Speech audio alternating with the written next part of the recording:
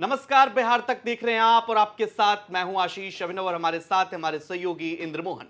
चिराग पासवान पर इन दिनों पूरे देश की नजर टिकी हुई है कि आखिर चिराग पासवान फैसला क्या लेंगे। इन सब के बीच अब भी लगातार आरजेडी की तरफ से उन्हें ऑफर दिया जा रहा है कि चिराग पासवान इंडिया गठबंधन में आ जाए। परसेप्शन का खेल है। लेकिन इंद्रमोहन सर, चिराग पासवान ने जिस अंदाज में चुप्पी साध रखी, अभी भी रैली में प्रधानमंत्री मोदी का नाम ना लेना, अमित शाह का नाम ना लेना, नीतीश कुमार का नाम ना लेना, तो यह क्या दर्शाता है कि चिराग पासवान का झुकाव धीरे धीरे इंडिया गठबंधन की तरफ हो रहा है और बातचीत का एक रास्ता उन्होंने खोल रखा है चिराग पासवान ने उस तरफ कि अगर थोड़ी सी भी स्थितियां उलट होती है, जिस अंदाज में पशुपति पारस कह रहे हैं कि कुछ भी हो जाए हाजीपुर तो लड़ेंगे ही लड़ेंगे, मामला फंसता है तो चिराग के लिए दरवाजा खुला है। बिल्कुल, इंडिया गठबंधन में उनके लिए दरवाजा जरूर खुला है, लेकिन राजनीतिक जानकार और चिराग की राजनीति को नजदीक से देखने वाले लोग ये कह रहे हैं कि चिराग शायद ये स्टेप नहीं उठाएं।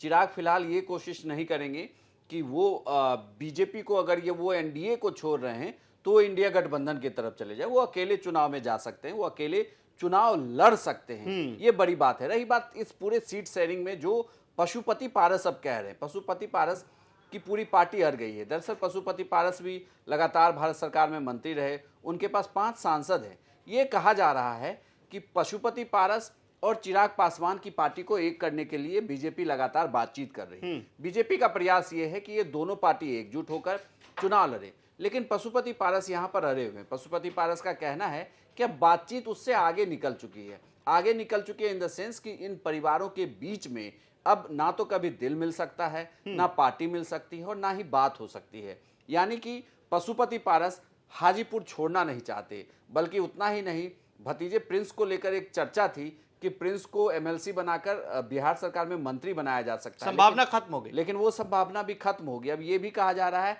कि प्रिंस के लिए भी वो अड़े हुए हैं कि प्रिंस भी चुनाव लड़ेंगे।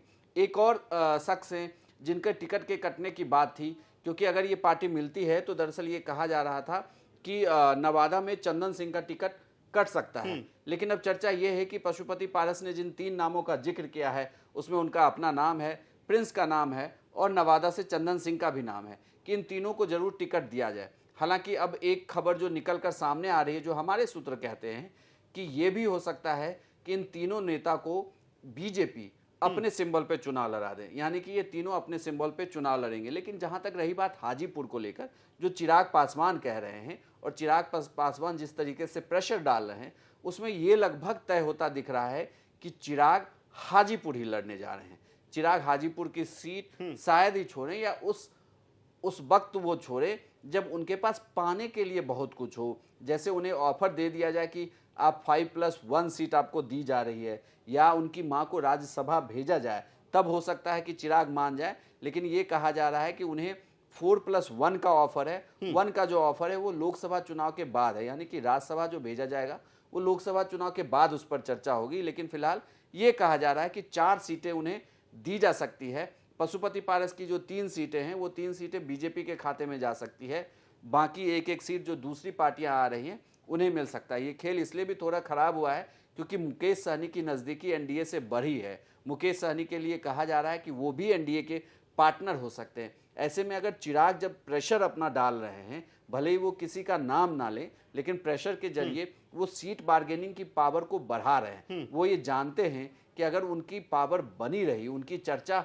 होती रही, तो जरूर बीजेपी ये चाहेगी कि वो उनके पाले में रहे। रही बात महागठबंधन से सीट ऑफर की, तो दरअसल इस प्रेशर का फायदा उन्हें मिल रहा है और इसकी वजह से उनकी सीट शेयरिंग की जो कहा जा रहा है कि उनका प्रेशर इस कदर बढ़ गया है कि बीजेपी भी चाहती है कि पहले चिराग के मामले को सुलझाया जाए। खुद नीतीश कुमार भी चाहते हैं कि इस बार विधानसभा चुनाव जैसा कोई समीकरण ना बैठे जिसमें उन्हें नुकसान हो, क्योंकि उनके पार्टी के सांसदों के सर्वे में ये था कि भाई आपको एनडीए के साथ चुनाव लड़ना है। तो एनडीए में वो इस बार भी नहीं चाहेंगे कि चिराग की पार्टी उनके खिलाफ कैंडिडेट अगर खड़ा कर दे तो उनके कैंडिडेटों की हार हो जाए और बीजेपी अपनी सीट जीत रही हो। तमाम सर्वे भी ये बता रहे हैं कि बीजेपी तो वहाँ 100% चुनाव जीत जाएगी, लेकिन जेडीयू की सीटें वहां कम हो सकती है, लेकिन चिराग की इसमें सीटें कम हो सवाल सकती है, है। इसमें एक सवाल है, जैसा कि हम ये चर्चा इसलिए कर रहे हैं कि कहा जा रहा है कि चिराग पासवान इंडिया गठबंधन में जाएंगे तो फिर से उसी हनुमान की भूमिका में इंडिया के, जैसे कि आपने कहा भी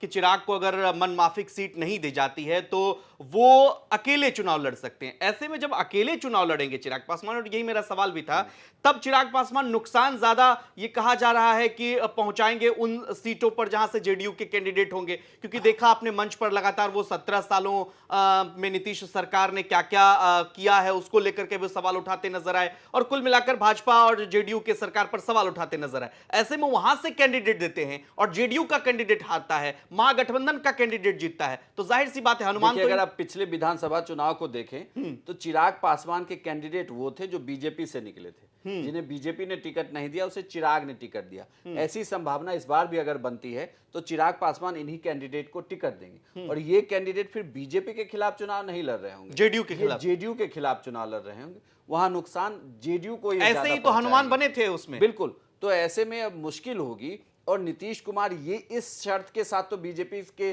गठबंधन में बात नहीं करेंगे कि वहां कैंडिडेट होगा कैसे, क्योंकि नीतीश भी चाहते हैं कि बिल्कुल आप अपने, क्योंकि ये बीजेपी के लिए सिरदर्द है कि वो सीट शेयरिंग कैसे करे, जेडीयू के लिए नहीं, क्योंकि जेडीयू के नेता ये पहले कह चुके हैं, वो बिल्कुल निश्चिंत हैं कि उन्होंने 16 सीटें जीती हैं, वो 16 पर चुनाव लड़ रहे हैं। अब जो बाकी की सीटें बची हैं 24 सीटें, उन 24 सीटों पे आप गुनागणित करिए और बैठाइए कि कौन कहां से चुनाव लड़ेगा, कैसे चुनाव लड़ेगा, आप अपना सिंबल देंगे या उनका सिंबल देंगे। लेकिन जहां तक चिराग की राजनीति की बात है तो चिराग के लिए खुद अकेले चुनाव लड़ना ज्यादा मुफीद होगा, ना कि इंडिया गठबंधन में जाके तो 7 या 8 सीटों पे चुनाव लड़ बिल्कुल जाना। यही मेरा सवाल भी था, तो क्या चिराग पासवान अगर अकेले चुनाव लड़ेंगे तो इंडिया गठबंधन के लिए वो हनुमान बनेंगे? क्योंकि कहा यह जा रहा है कि अगर अकेले लड़ते हैं तो जनता दल यूनाइटेड को बड़ा नुकसान झेलना पड़ सकता है, और इसको लेकर नीतीश कुमार भी अब काफी चौकन्ने हैं, विदेश से लौट भी आए हैं। आपको क्या लगता है चिराग पासवान क्या फैसला लेंगे? कमेंट कर हमें जरूर बताइए, और बिहार की तमाम खबरों के लिए आप देखते रहिए